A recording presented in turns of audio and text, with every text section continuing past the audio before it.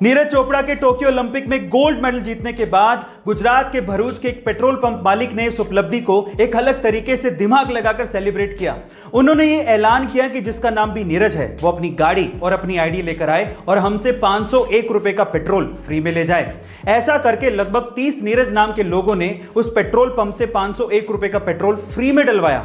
अब आप ये अंदाजा लगा सकते हैं कि लगभग 15,000 रुपए के पेट्रोल को फ्री में देके उस गुजराती भाई ने करोड़ों रुपयों की पब्लिसिटी करवा ली। इसे कहते हैं गुजराती दिमाग। लेकिन गाइस, उनके दिल की भी दाद देनी पड़ेगी। 21वीं सदी का इंसान तरक्की तो बहुत कर रहा है, लेकिन उसकी मोरल वैल्यूज घटते जा रही हैं। मान लीजिए कि अगर ऐसे ही किसी का सामान कहीं पे छूट जाए या फिर किसी दुकान पर दुकानदार का ध्यान थोड़ा सा भी भटक जाए ना, तो लोगों का ईमान डोल जाता है और बहुत से केसेस में तो चोरियां भी हो जाती हैं। लेकिन मिजोरम में ऐसा नहीं है। मिजोरम में आपको बहुत सी ऐसी दुकानें मिल जाएंगी जहां पर दुकानदार होते ही नहीं है। वहां पर सामान जरूर होता है और उन पे प्राइसेस लिखे होते हैं, और अगर आपको वो सामान चाहिए तो आप सामान लीजिए और उसके बदले में जो पैसे हैं वो पास में रखे मनी बॉक्स में डाल दीजिए। इस संस्कृति को नगलो डावर संस्कृति कहते हैं और ये ट्रस्ट के प्रिंसिपल पर काम करती है। गाइस, क्या आपको भी ये लगता है कि आपकी सिटी में विश्वास का ऐसा व्यापार जब वो पैदा हुआ तो वो अंधा था। आसपास के लोगों ने ये देखकर उसके बाप को कहा कि ये तो किसी बोझ से कम नहीं है, इसे तो मार देना चाहिए। अंधा होने की वजह से बमुश्किल उसे किसी स्कूल में एडमिशन मिला, लेकिन वो पढ़ने में बहुत होशियार था। 10th में 90% मार्क्स बनाने के बाद वो 11th में साइंस लेना चाहता था, लेकिन आंध्रा का कोई भी स्कूल उसे एडमिशन देने को तैयार ही नहीं था। कोर्ट में लड़ाई लड़ने के बाद उसे साइंस में पढ़ने को मिला।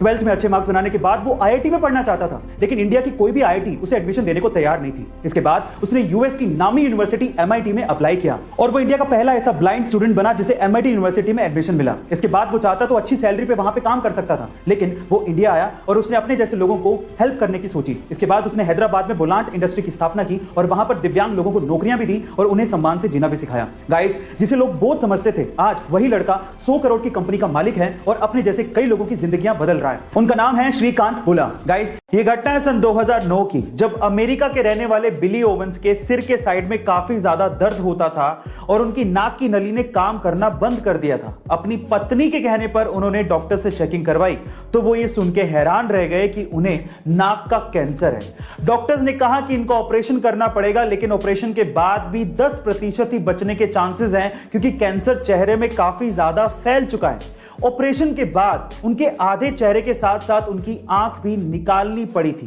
पर वो कैंसर सरवाइव कर गए थे। लेकिन आज आलम यह है कि वो अपनी उंगली को मुंह में डाल के आंख से निकाल लेते हैं और इसी लुक की वजह से उन्हें फिल्मों में ज़ॉम्बी का रोल मिलता है। जी हां गाइस, वो रियल लाइफ ज़ॉम्बी की तरह ही है। आपको बिली ओवेंस की स्टोरी कैसे लगी कमेंट सेक्शन में जरूर लिखेगा और ऐसे अमेजिंग वीडियोस के लिए शेयर, सब्सक्राइब एंड लाइक। मिलता है अगली वीडियो में।